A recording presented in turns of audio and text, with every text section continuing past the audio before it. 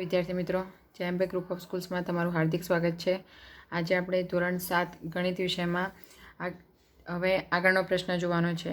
ગયા વિડીયોમાં આપણે પ્રશ્ન નંબર 7 સુધી ભણ્યા હતા. આજે આપણે જોવાનો છે પ્રશ્ન નંબર 8. જોઈએ પહેલું કે એક ખૂણો 45 કરતાં મોટો છે, તેનો કોટિકોણ 45થી મોટો છે. 45 અંશ જેટલો કે 45 અંશ કરતાં નાનો હોય. એનો કોટિકોણ કેટલો હોય? તો કે એક ખૂણો છે એ 45 કરતાં મોટા માપનો છે, બરાબર છે. તો એનો કોટિકોણ કેટલો હશે? 45 કરતાં નાનો હશે કે 45 જેટલો હશે કે 45 કરતાં મોટો હશે, એવું આપણને પૂછે છે. તો કે 45ના ખૂણાથી મોટા માપના ખૂણાને કોટિકોણ કહે છે, બરાબર. તો 45ના માપથી નાના માપનો જ હોય. 45થી મોટા માપના ખૂણાને કોટિકોણ કહેવાય. ને અહીંયા કીધું છે એક ખૂણો 45 અંશ કરતાં મોટો છે. તો હવે 45 અંશ કરતાં મોટો હોય તો બીજો 45 કરતાં નાનો જ હોવો જોઈએ, તો જ થાય, બરાબર છે. 45 અંશના ખૂણાથી મોટા માપના ખૂણાને કોટિકોણ કહે છે, બરાબર છે. એ 45ના માપથી કેવો હશે? નાનો હશે, બરાબર.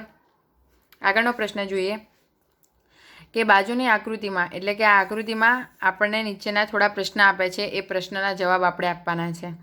પહેલું કીધું છે કે ખૂણો 1 અને ખૂણો 2 એ આસન કોણ છે. હવે વિદ્યાર્થી મિત્રો, આપણે યાદ રાખવામાં જોયું હતું આસન કોણ.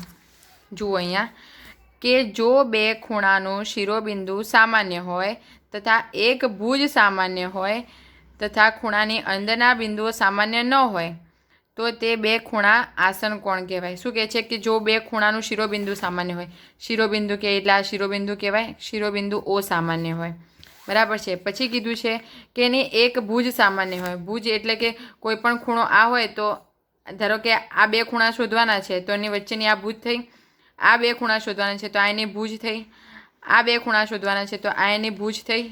એક ભુજ સામાન્ય હોય તથા ખૂણાની અંદરની બાજુઓ સામાન્ય ન હોય, એટલે કે ખૂણાની અંદરની જે બાજુઓ છે, આ બે ખૂણા છે એ ખૂણા સામાન્ય ન હોય, બરાબર છે.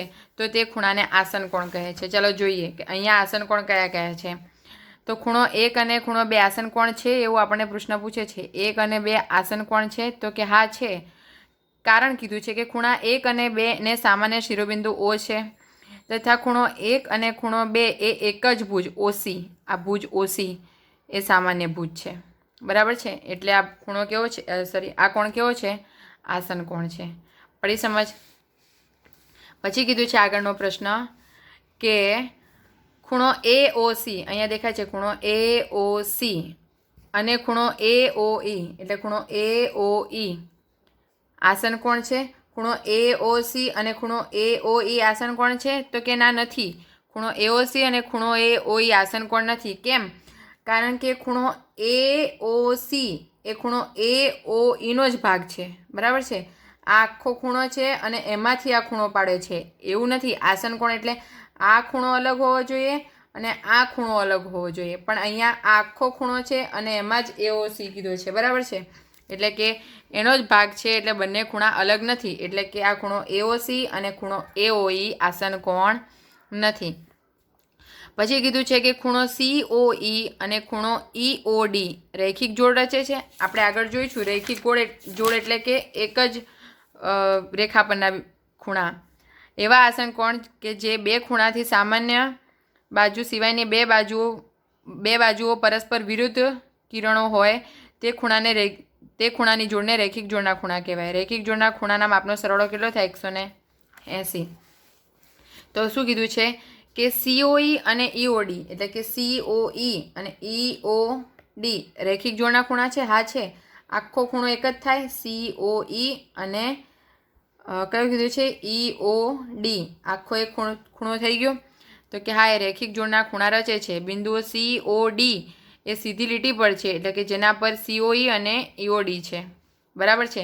પૂરક કોણમાં પણ એવું જ છે કે જેનો બંનેનો જે બે ખૂણા આપ્યા હોય એનો સરવાળો 180 થવો જોઈએ. એટલે કે BOD અને DOA પૂરક કોણ રચે છે. હા, રચે છે. આખાનો સરવાળો 180 થાય.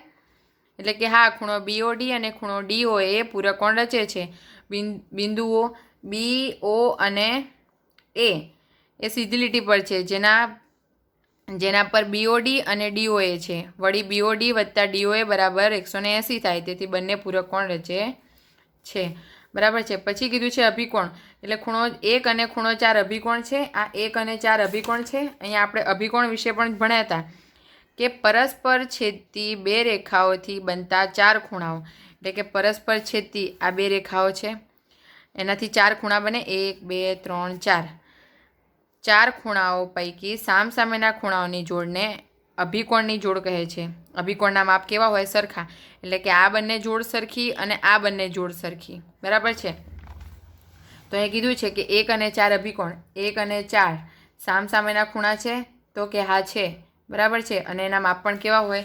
સરખા હોય, એટલે કે અભિકોણ છે, એટલે કે ખૂણો રેખા AB અને રેખા CD પરસ્પર O બિંદુમાં છેદતી રેખાઓ છે, તેથી ખૂણો 1 અને ખૂણો 4 સામસામેના ખૂણાઓ બને છે, તેથી તે અભિકોણ છે। પડી ગઈ સમજ અહીંયા? પછી કીધું છે કે ખૂણા 5નો અભિકોણ કયો થાય? ખૂણો 5 છે એનો અભિકોણ કયો થશે? આખો ખૂણો, એટલે કે ખૂણો 2 અને ખૂણો 3 એ 5નો અભિકોણ થાય, અને આપણે કેવું હોય તો કયો ખૂણો થશે?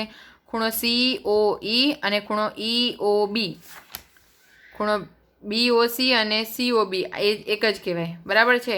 એટલે ખૂણા 5નો અભિકોણ કયો થશે? આ 2 થશે, 2 અને 3। અહીંયા કીધું છે કે BOC એટલે કે BOC આખો, મેં અલગ અલગ તમને સમજાયા 2 અને 3ને લઈને, પણ અહીંયા આપણે આખું જ કહી દીધું છે કે BOC અથવા COB, બરાબર છે।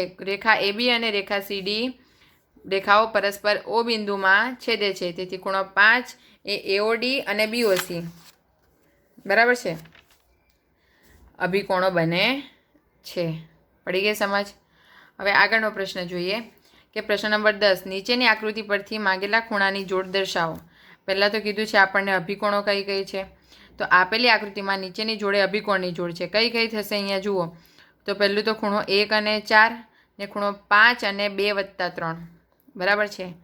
ખૂણો 1 અને 4 સામસામેના થયા અને આ બંનેના સામસામેનો આખો ખૂણો કહેવાય, એટલે કે ખૂણો 2 વત્તા ખૂણો 3। પછી કીધું છે કે રેખિક જોડના ખૂણાઓ કયા કયા, એટલે કે એક જ રેખા પર આવેલા હોય એવા, એટલે ખૂણો 4 અને ખૂણો 5, ખૂણો 1 અને ખૂણો 5, બરાબર છે। પછી ખૂણો 1 અને ખૂણો 3 વત્તા 2 આખા, પછી ખૂણો 4 અને ખૂણો 3 વત્તા 2 અહીંયાથી આખા, બરાબર છે। રેખિક જોડના એટલે એક જ રેખા પર આવેલા હોય તેવા। પછી આગળ કીધું છે કે બાજુમાં આપેલી આકૃતિમાં ખૂણા 1 અને ખૂણા 2નો આસન કોણ છે? આસન કોણ છે એવું પૂછે છે કે આ બંને એકબીજાના આસન કોણ છે? જો હોય તો કારણ આપવાનું, ના હોય તો એ કારણ આપવાનું। તો કે આ બંને એકબીજાના આસન કોણ છે? આસન કોણનું હવે આપણને ખબર છે કે શિરોબિંદુ એક જે શિરોબિંદુમાંથી પસાર થતું હોવું જોઈએ ને એનો ભુજ સરખો એક જ હોવો જોઈએ, સામાન્ય ભુજ ધરાવતો હોવો જોઈએ, અને ખૂણા અલગ અલગ હોવા જોઈએ। અહીંયા કોઈ શિરોબિંદુમાંથી પસાર થાય છે બંને રેખાઓ? નથી થતી, તો કે ના, ખૂણો 1 અને ખૂણા 2નો આસન કોણ નથી। ખૂણો 1 અને 2 સામાન્ય શિરોબિંદુ નથી, અને કોઈ સામાન્ય શિરોબિંદુ જ નથી, બરાબર છે। પછી કીધું છે કે નીચેના દરેકમાં x, y અને ઝની કિંમત શોધો, એટલે કે અહીંયા x, y અને ઝની કિંમત આપણે શોધવાની છે। તો પહેલું તો ખૂણો, અહીંયા આ ખૂણો છે એનો સામેનો ખૂણો x છે, તો બંને સામસામેના અભિકોણો થયા, એટલે કે આ 55નો છે તો આ પણ 55નો થાય। તો ખૂણો x અને ખૂણો 5 એ બે રેખાઓ પરસ્પર છેદવાથી બનતા અભિકોણ છે, એટલે કે ખૂણો x પણ કેટલાનો થશે? 55નો, એટલે કે ખૂણા x અને ખૂણા y એ બંને રેખિક જોડના ખૂણા રચે છે, તો માટે શું થશે? ખૂણો x વત્તા y, આ રેખિક જોડના ખૂણા। હવે x નું મૂલ્ય આપણને મળી ગયું 55, હવે આ y શોધીએ, એ રેખિક જોડના ખૂણા રચે છે, તો બંનેનો સરવાળો કેટલો થાય? 180। x બરાબર 55, y શોધવાનો છે 180, y ને એમ રાખીએ, 55ને જમણી બાજુ લઈ જઈએ એટલે 180 માઇનસ 55 એટલે 125, તો y આપણને મળી ગયો 125। આ z એનો સામેનો છે, એટલે કે અભિકોણ છે, પરસ્પર છેદવાથી બનતા અભિકોણ છે, એટલે કે y અને z એ બંને રેખાઓ પરસ્પર છેદવાથી બનતા અભિકોણ છે, તો z પણ કેટલો થશે? 125। x મળ્યો 55, y 125 અને z પણ 125, બરાબર છે। પડી ગઈ સમજ? આપણે અહીંયા સુધી રાખીએ, આના પછીના વિડીયોમાં આપણે એના પછીનો દાખલો જોઈશું, બરાબર છે। અહીંયા સુધીનું બધું તમારે તમારી ગણિતની નોટમાં લખવાનું છે, અને આ દરેકે દરેક દાખલા તમારે તમારી ઘરકામની નોટમાં પણ લખવાના છે। Thank you.